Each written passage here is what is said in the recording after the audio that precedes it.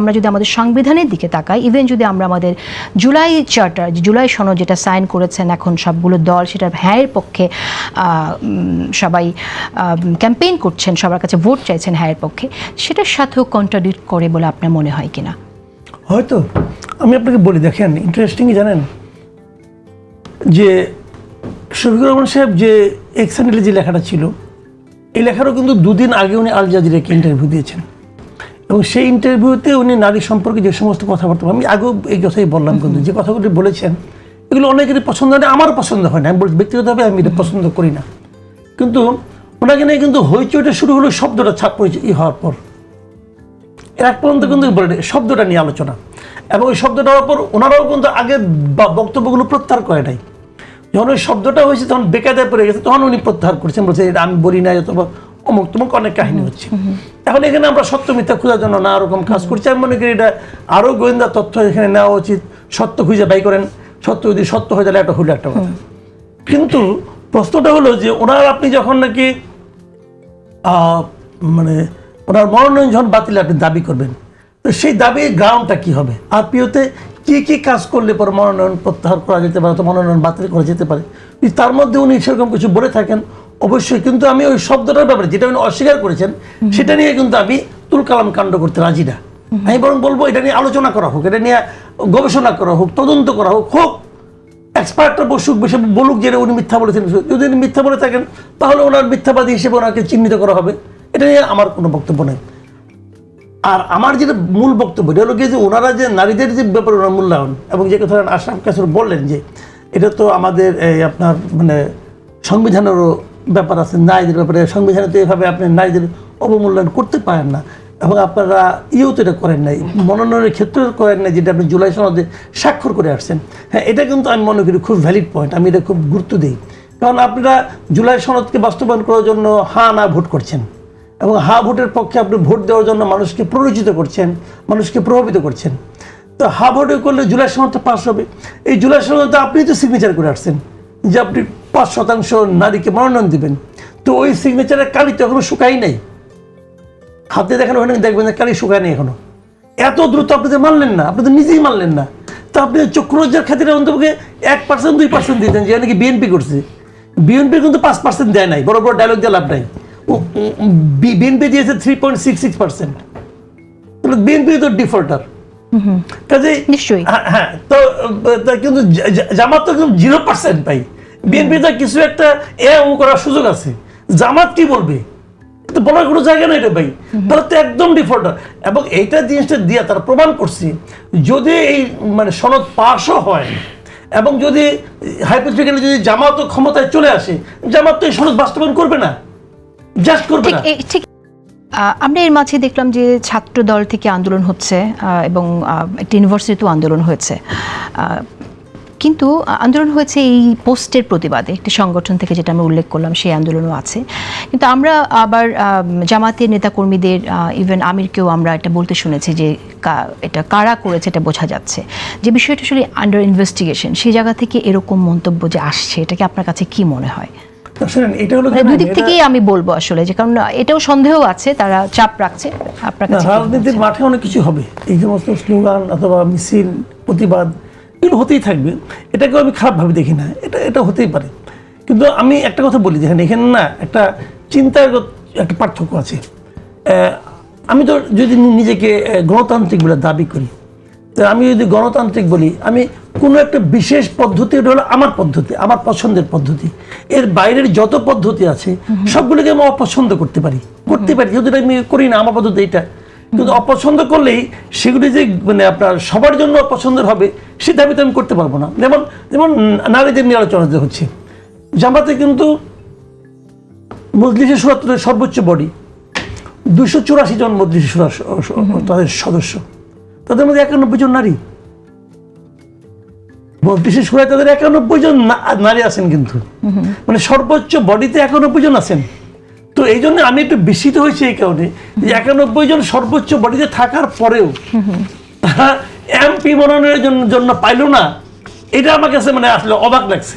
বিএনপির কিন্তু এত নাই, বিএনপির যে সর্বোচ্চ বডি ওখানে মহিলাই নাই, খালেদা জিয়া মারা যাওয়ার পরে, কিন্তু তাহলে জামাত পারলো না কেন?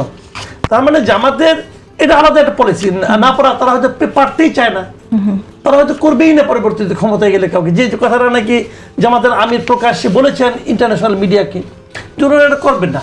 এখন ওনারা যদি না করেন, কোনো মহিলাকে যদি ওনারা নেতৃত্বের পর্যায়ে না নিয়ে আসেন, তাহলে সেই পার্টির ব্যাপারে হয়তো আপনার এক ধরনের মনোভাব থাকবে, আমার এক ধরনের মনোভাব থাকবে, কিন্তু জামাত ইসলামী তো অনেক পুরাতন দল। আর যে নিপীড়নের কথা আমরা বলছি, সেই নিপীড়ন গত 15 বছর হাসিনা শাসন আমলে তো শুধুমাত্র জামাত ইসলামী নেতাকর্মীর বিরুদ্ধে যে হয়েছে, তাদের সাথে যে হয়েছে তা না, এটা তো আসলে বিএনপির সাথেও হয়েছে। সেই জায়গা থেকে যদি আমরা কথা বলি, তাহলে কোনো নারী আসলে তৈরি হলেন না, এই 1.5 বছরও আসলে সেটা সম্ভব হলো না, এটা কেন? না, তৈরি হলো না কি হয়ে বলেন? আমি তো বললাম তাদের সর্বোচ্চ যে বডি, সেখানে 91 জন আছে, তো তৈরি হলো না কি?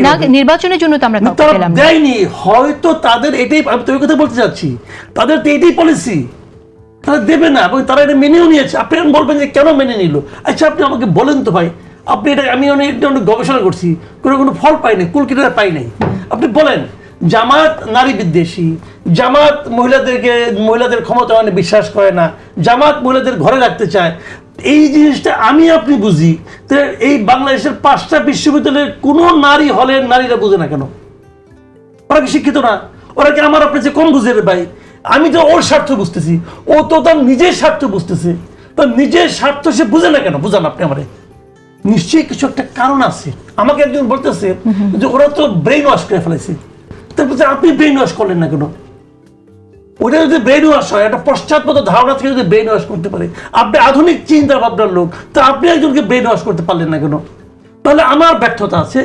আমি একটা ভালো পদ্ধতি নিয়ে আসি, কিন্তু আমার ব্যর্থতা, আমার আচরণগত ব্যর্থতা। তো ওরা একটা খারাপ পদ্ধতিকে এস্টাবলিশ করতে পারছে, তাহলে হুইচ ইজ বেটার? আলোচনা কিন্তু বুঝতে হবে, পদ্ধতি ইটসেলফ কিন্তু কাজ করে না, পদ্ধতিটা যার হাতে পড়ছে সে কাজ করে। আমি একটা খুব ভালো ইঞ্জিনের গাড়ি নিয়ে আসছি, কিন্তু গাড়ি আমি চালাই না, অথবা গাড়িতে আমি আকাম কুকাম করি। সে একটা খারাপ ইঞ্জিন, ইন্ডিয়ান গাড়ি মারুতি নিয়ে চালায়, বাট সে চালাইতে না, সে কাজ করতেছে। তাহলে ব্যর্থতাটা কার? আমি এখানে হাহুতাশ করি যে সবাই কেন আমার এই গাড়ির দামি গাড়ি রেখে কম দামি গাড়িতে যায়, কেন যায়? আমি তো, তাহলে আমার তো আত্মপ্রবৃত্তি থাকতে হবে। আমি খালি ওর বদনাম করে তো লাভ নাই। আপনি আমাকে বলেন, এই 5টা ইউনিভার্সিটি এতগুলি মহিলা হল, সবগুলি হলে জামাত কেন জিতলো? ব্যাখ্যা করেন, তারপরে আপনি সমাধান পাবেন। ঠিক আছে, আসলে কিছু কিছু জায়গায় আবার আমরা শুনি, কিছু অভিযোগের কথাও আমরা শুনি, যে অভিযোগ আছে সেখানে নির্বাচনগুলো ঠিক মতো হয়নি, যেমন জাহাঙ্গীরনগরের কথাও আমরা শুনেছি। সেটা আমরা কেউই বলতে পারি না, আপনিও বলতে পারেন না, আমরাও বলতে পারি না। তবে অক্ষমের অজুহাতের শেষ নাই, পারেন না ইলেকশনের, পারেন নাই।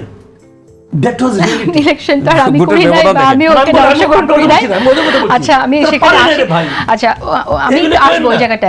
ঠিক আছে, নির্বাচন নিয়ে শঙ্কা এখনো আছে। অনেকে বলছে যে অনেক রকম ষড়যন্ত্র হচ্ছে। নতুন একটি শব্দ আবার সামনে এসেছে, যেটা হাং পার্লামেন্টের চেষ্টাও চলছে। আপনার কাছে কি মনে হয় যে আসলে নির্বাচন নিয়ে শঙ্কার কথা আমি কোনোদিন বলি নাই। নির্বাচন 12 তারিখে হবে, এটা আমি সবসময় বলে আসছি। শঙ্কা বলতে আমি সুষ্ঠু নির্বাচন নিয়ে, যে সুষ্ঠু নির্বাচন নিয়েও আমার কোনো বক্তব্য নাই এখন আপাতত, কারণ আমি এটা কোনো কনফার্ম না।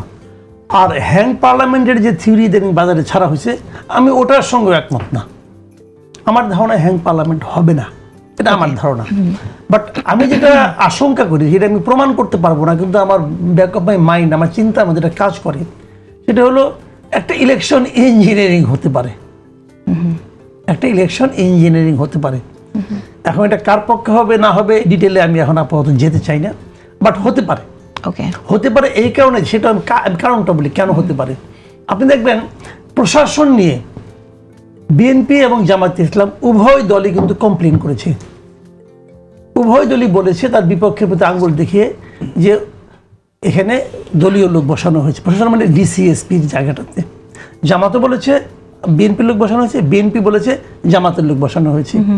তো এটা তারা বারবার বলছে যখন, সেক্ষেত্রে আমার মনে হয়, ধরেন আমি যদি ধরে নেই তাদের উভয়ের কথায় সমান সমান সত্য, তাহলে ধরেন 50-50, আমি এটা ধরে নিলাম কথার কথা, তাহলে এই 50-50 যদি হয়, 50% বিএনপি 50% জামাতের, এই আউট অফ 50 যদি 50-র যে 30% যদি ইঞ্জিনিয়ারিং করে, তাহলে কিন্তু এখানে 30% ওখানে 30% মিলে কিন্তু মোটামুটি একটা আওলা ঝাওলা কিন্তু বাধার মতো অবস্থা তৈরি হতে পারে। কাজে আমার কাছে মনে হয়েছে ইলেকশন ইঞ্জিনিয়ারিং হতে পারে। আরেকটা জিনিস আমি বলে শেষ করি, সেটা হলো গিয়ে আপনার এই যে হ্যাঁ ভোট না ভোট, এটা নিয়ে ইলেকশন কমিশন সর্বশেষ যে সিদ্ধান্তটা দিয়েছে, তারা চিঠি দিয়েছে সমস্ত ডিসিএসপিকে যে প্রশাসনের কেউ হ্যাঁ ভোটে অথবা কোনো ভোটের পক্ষে কথা বলতে পারবে না। কিন্তু এরই মধ্যে তারা বলে ফেলাইছে, এবং বলার পরে এখনও তারা বলতেছে মানে কি বিভিন্ন সরকারি অফিসে এখন আপনি হ্যাঁ পক্ষে ভোট দিন, এই কথা কিন্তু টাঙানো আছে। এবং এটা আপনার আরপিও যে 86 নম্বর কারেকশন মনে হয় আসবে অধ্যাদেশে, আমি বলি অধ্যাদেশে আপনি আসবে, এখন আপনি আনতে পারেন না, রেট্রোস্পেক্টিভ আপনি হবে না। কেন শিডিউল ঘোষণার পরে আরপিও আপনি চেঞ্জ করতে পারবেন না। আপনি মনে করছেন আগামীতে চ্যালেঞ্জ হতে পারে? হ্যাঁ, আগামীতে চ্যালেঞ্জ হতে পারে, চ্যালেঞ্জ হবেই। আমি তো মনে করি প্রত্যেকটা ডিসির 1 বছর করে জেল হওয়া উচিত। তারা সবাই আরপিও ভঙ্গ করছে, এবং ওই আরপিও ভঙ্গ সাজা হলো সর্বনিম্ন 1 বছর জেল। ওকে, জেল হওয়া উচিত। এবং আমি মনে করি এই ব্যাপারে এখন আপনি যেটা চেঞ্জ করেন, ওটা চেঞ্জ করতে পারবেন না। যে কাজ আপনি করে ফেলাইছেন অপরাধ, এখন নতুন করে চেঞ্জ করার কোনো উপায় নাই। এটা হলো ওরকম আর কি, ওই যে বিবাহ বহির্ভূত সম্পর্ক, এক বাচ্চা হয়ে গেছে, এখন সমাজের সঙ্গে বিয়ে করাই দেয়। আচ্ছা, বিয়ে করাই দেন, আপনার অসুবিধা নাই, কিন্তু বাচ্চা কিন্তু ওই কাম হয়ে গেছে। সময় খুবই কম। ইলেকশন ইঞ্জিনিয়ারিং কি করে ঠেকানো যায়, কি করা উচিত, এটা একটু শুনে আমি অলিউর রহমান আপনার মন্তব্য শুনি। না, ইলেকশন ইঞ্জিনিয়ারিং বলতে মাসুদ ভাই যেটা বলছে এটার সাথে আমি পুরোপুরি একমত না। কারণ ইলেকশন ইঞ্জিনিয়ারিং বা ইলেকশন সুষ্ঠু ইলেকশনের জন্য আমার মনে আছে, মনে হয় 98 বা 99 বিচারপতি রৌফ সাহেব যখন ইলেকশন কমিশন থেকে আসলেন, তখন ওনার একটা ইন্টারভিউ নিয়েছিলাম। ওনার ইন্টারভিউ তো বেশ বড় ইন্টারভিউতে একটা কোয়েশ্চেন ছিল, বাংলাদেশে ভবিষ্যৎ ইলেকশন সুষ্ঠু করার জন্য কি প্রয়োজন, আপনি কি মনে করেন? উনি একটা জিনিস আমার বলছিলেন যে এক লাইনে উত্তর দিয়েছিলেন, এটা করার জন্য কোনো কিছুর দরকার নাই। যে রাজনৈতিক দলগুলো নির্বাচনে যায়, তারা যদি মনে করে যে আমরা সুষ্ঠু নির্বাচন করবো, সুষ্ঠুভাবে মানে সব কিছু হবে, কারো যার যার প্রচারণা সুষ্ঠুভাবে করবে, তাহলে বাংলাদেশে সেই প্রশ্নটা রয়ে গেছে। একটি প্রশ্ন আপনাকে না করি আমি পারছি না, সেটা হচ্ছে আপনি সাংবাদিকতা করছেন এবং আপনি একটি রাজনৈতিক দলের নির্বাচনের জন্য গিয়েছিলেন, জামাত ইসলামী প্রার্থী হিসেবে নির্বাচনের জন্য গিয়েছিলেন। একটি কারণে, বিশেষ কারণে আপনি প্রত্যাহার করেছেন আপনার প্রার্থিতা, সেখানে জামাত ইসলামের সিদ্ধান্তকে শ্রদ্ধা জানিয়ে।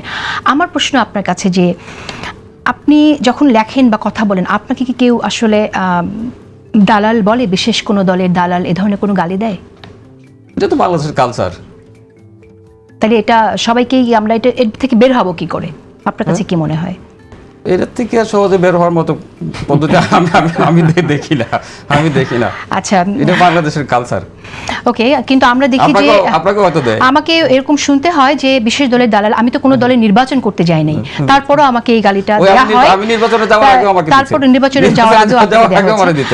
আচ্ছা, তারপরে এই ধরনের গালি দেওয়া হয়, এমনকি সেই ফ্যাসিস্টের সময়ে যে সাংবাদিক ছিল তাদের সাথে আমাকে তুলনা করা। আপনাকেও কি তাই করা হয় যে ফ্যাসিস্টের সময় যারা সাংবাদিক ছিল, যারা জেলে আছে, তাদের সাথে তুলনা করা হয় আপনাকে?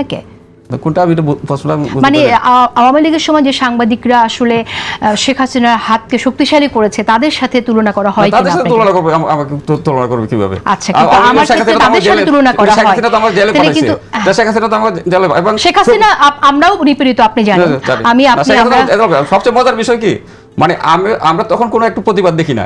মানে সুপ্রিম কোর্ট 6 জনের কোর্ট ছিল, এবং আমাদের ডকুমেন্টসগুলো, আমাদের নিউজটা তো আমার ছিল, ডকুমেন্টসগুলো যখন সামনে দিয়েছিল আমার এডিটর, তখন কোর্ট বলছিল কি জানেন, ট্রুথ ইজ নো ডিফেন্স। আর চিফ জাস্টিস ফজলুল করিম সাহেব বলছিল আমরা এখানে সত্য মিথ্যা যাচাই করতে বসি নাই। এই কথা প্রকাশ্যে ওপেন কোর্টে বলে আমাদেরকে জেল দিছিল। রাইট। এটা আমরা সবাই জানি। শেষ করে দেব। আশা করছি আমি লাস্ট মন্তব্য আপনার কাছে শুনবো যে এই যে গালিগালাজ, এটা থেকে আমরা কিভাবে বের হব আসলে, এবং আপনি জানেন যে এটা কারা অন্যদের আসলে উদ্বুদ্ধ করতে। দেখুন, এটি আমাদের রাজনৈতিক সংস্কৃতির অংশ হয়ে গেছে, এবং আমাদের প্রতিষ্ঠানগুলো যদি নিরপেক্ষ থাকতো, পেশাদারি হতো, আমরা ব্যক্তিরা যদি পেশাদারিত্বের সাথে কাজ করতাম, তাহলে হয়তো এই সংস্কৃতিটা এতটা বেগবান হতো না। ধরেন সাংবাদিকদের কথাই বলি, গণভবনের কুখ্যাত সাংবাদিকরা যারা কয়েকজন জেলে আছেন, বাকিরা বিদেশে পলাতক, তারা এখন বিভিন্ন একাডেমিক জ্ঞান বিতরণ করেন। সেই জ্ঞান কিন্তু 15 বছর তাদের নিজেদের কাজে লাগেনি। এখন আবার আমরা দেখছি কোনো সাংবাদিকরা যারা আগামীতে ক্ষমতায় যেতে পারেন, তাদের সাথে যে আচরণ করছেন, দেখুন তারা এখনো কিন্তু ক্ষমতায় যাননি, কিন্তু যেই সহযোগিতা সবাই তো ক্ষমতায় যেতে চাইছে, এটি তার মানে হচ্ছে যে আমাদের ভেতরে সুবিধা পাওয়ার আকুতি, এই সুবিধা পাওয়ার আকুতি থেকে আপনি যখন বেরিয়ে যাবেন তখন আপনাকে দেখতে অনেক সুন্দর মনে হবে, আপনার বিষোদ্গারের মাত্রা কমে আসবে, আপনার আত্মবিশ্বাস বলে দিবে যে আপনি সঠিক কাজটি করছেন। কিন্তু আপনি যখন কিছু প্রশ্ন করেন, তখন যখন আপনাকে বলা হয় ইসলাম বিদ্বেষী রাজনীতি আপনি করছেন, ইসলাম বিদ্বেষী কথা বলছেন, তখন আসলে আপনি কোন জায়গাটা নেবেন? আপনি কি ডেমোক্রেসির জায়গায় আপনি থাকবেন? লিবারেল পলিটিক্সের কথা যখন আপনি বলছেন, উদার রাজনৈতিক গণতন্ত্রের কথা যখন আপনি বলছেন, সেই জায়গায় আপনি থাকবেন নাকি আসলে সেই জায়গাকেও আপনি কম্প্রোমাইজ করবেন, প্রশ্ন আর করবেন না? দেখুন, আমি আপনাকে একটা কথা বলি, এখানে ধর্মভিত্তিক রাজনীতি করার লাইসেন্স কবে দেওয়া হলো এই প্রেক্ষাপট আমরা সবাই জানি। ৭১-এর পরে কোন সময়ে দেওয়া হয়েছিল, এটি আবার পুনরায় বিবেচনা করতে হবে, কারণ পরিস্থিতি যেদিকে যাচ্ছে। দেখুন, এই দলগুলো ওই দলগুলো অতীতে কিন্তু কখনো এতটা জনসম্মুখে আসতে পারেনি। এখন তারা কৌশলে হোক, মেকানিজম করে হোক, মাসুদ কামাল ভাইয়ের সাথে আমি একমত, ইঞ্জিনিয়ারিং এর সাথে মেকানিজম শব্দটা আমি ইউজ করলাম। আচ্ছা, আমরা শেষ করছি, আমরা উদার গণতান্ত্রিক যে রাজনীতির কথা বলি সেটা যেটা দেখতে চাই, নিয়ে যেতে পারেন 300 এলাকার ভোটারকে, এটাকে আপনি কোন ফর্মুলায় ফেলবেন? আমরা একটা ইনক্লুসিভ জায়গায় আমরা থাকতে চাই, সেই ইনক্লুসিভ জায়গা থেকেই আমরা